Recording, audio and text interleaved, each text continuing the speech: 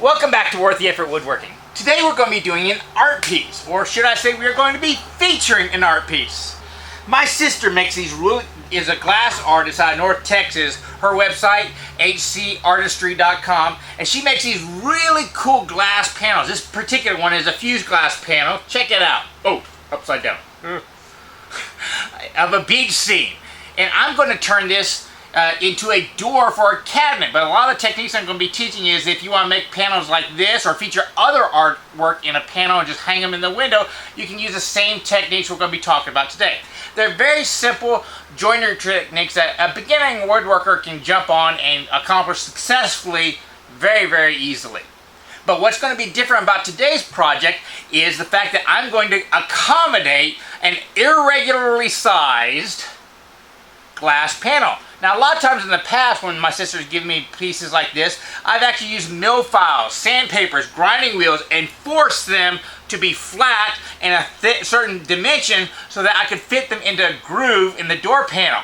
And in this design of a door I'm doing today, I'm going to show you how to do that one in a second bottom section. But the top section, I'm going to try something differently. So if you'd like to get glass panels of custom artwork made from her, just email her. She can do all kinds of stuff. You don't have to do all that kind of stuff. You can just inlay into the door. And I'm going to use a butterflying technique, which I think will be kind of cool. I've never done it before. I've never seen anybody done it, but we're going to try it out.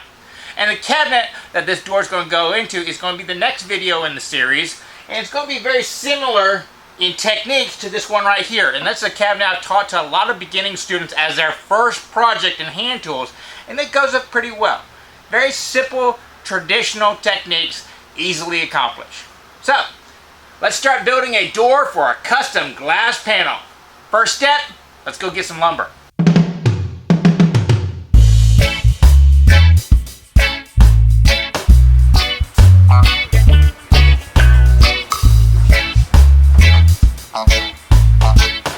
There is a bit of a problem when you efficiently use space. It takes a while to get to stuff.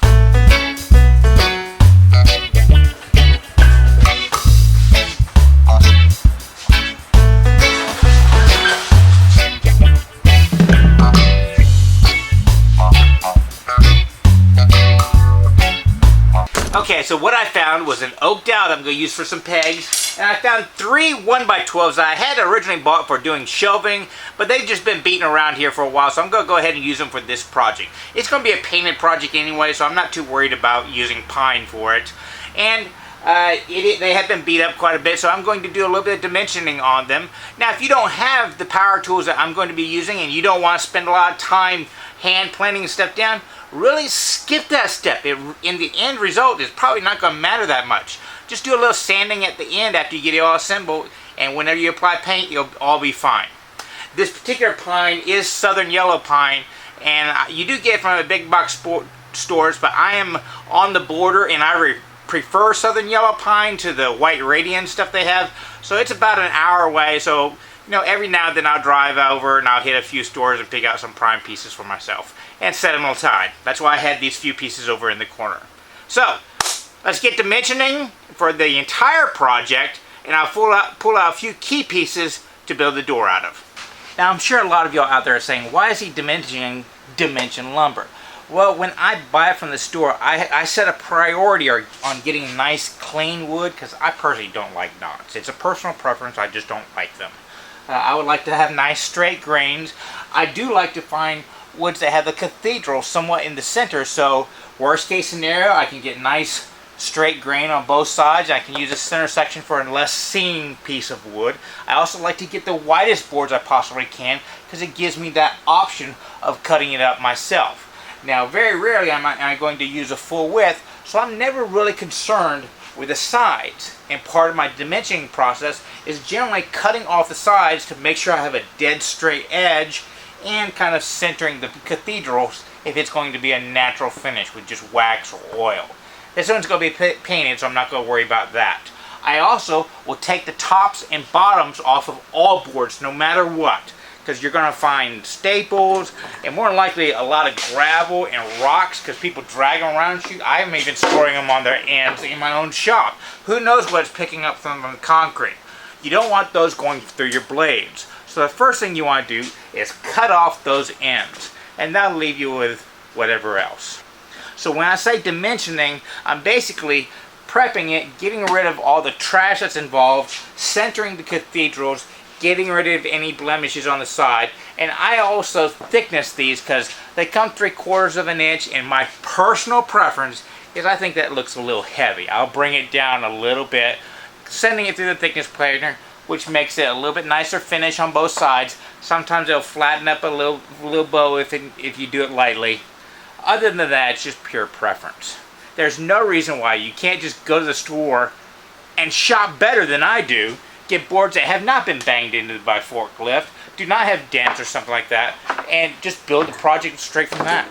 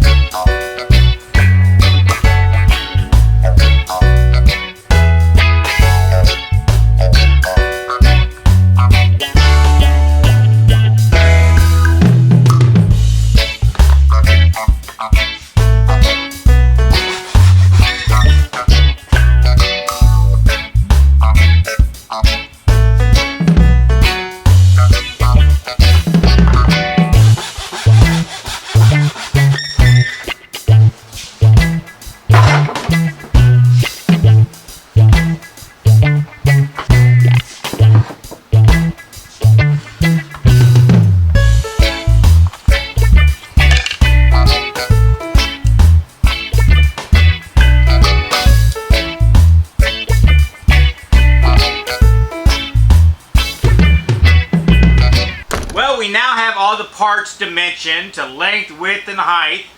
They're a little bit less than 3/4 of an inch, and I hope you noticed that when I was doing the measurements and cutting them to length, I would actually only measure one of them and take that measurement to the other boards. That way, when the inevitable error happens, at least the error will be all the same, and I can compensate for that later on in the design. Next up, I need to make all the through grooves for this particular build. That way the panels for the intersections can slide in those. Now, I did tell you I was not going to make a groove for that glass panel because I know it will not fit in it. This is going to be a 5/16 inch groove, and that panel is kind of wavy, so it won't work there. But by doing that 5/16 inch groove, I've now got a depth that I can go to, and it'll be easier to take away the rest of the waste on the outside. And you'll see what I'm doing later on. Plus, these grooves will also allow me to better measure my bridle joints I'm going to be using on the corner. Now, I set up my grooving plane with a 5/16 inch blade, and I'm going to go ahead and do them. I'm not sure if I'm going to hit the dead center on all of these boards, but I don't really care. I am going to make sure that the fence is always on the non-show side this time. Sometimes I do it on the show sign. This time I'm going to do it on the non-show sign. So at least the distance will be the same on all of them, and it will line up perfectly when assembly time comes along. But to make sure I don't screw up, I'm now going to take my pencil and mark all the boards that I need to put a groove on and where to put the groove.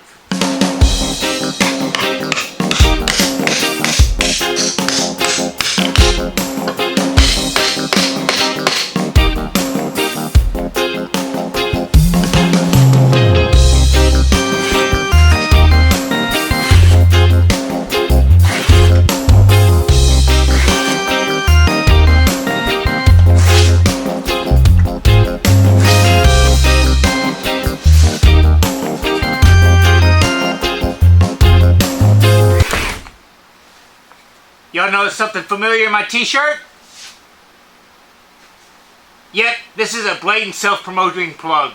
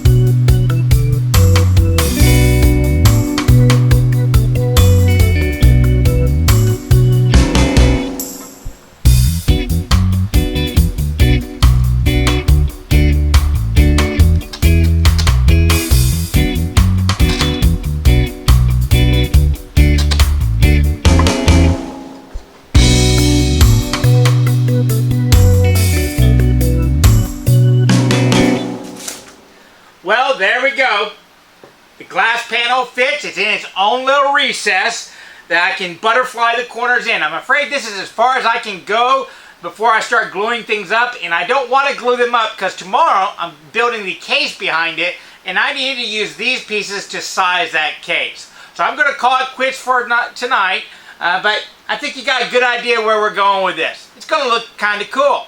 Well, I hope you enjoyed this video. I showed you how to cut grooves in it for a panel that's going to fit in the bottom section, and then I use those grooves to create a 3/8 recess that perfectly fit this glass panel. And after I glue it all up, I'll be able to put butterflies in the corner to lock it in. So I hope you enjoyed it a little bit, learned the ride. If you did, please like, subscribe. Go visit our website. I have a whole store online where I have different t-shirts I'm putting up, more new ones coming out all the time. And if you want to just figure out a way to help patronize us to buy more materials so I can build more stuff, maybe out of something different than Southern Yellow Pine, then look at how you can patronize us in the support section. And I want you to remember one last thing. It is always worth the effort to learn, create, and share with others. Y'all be safe and have fun.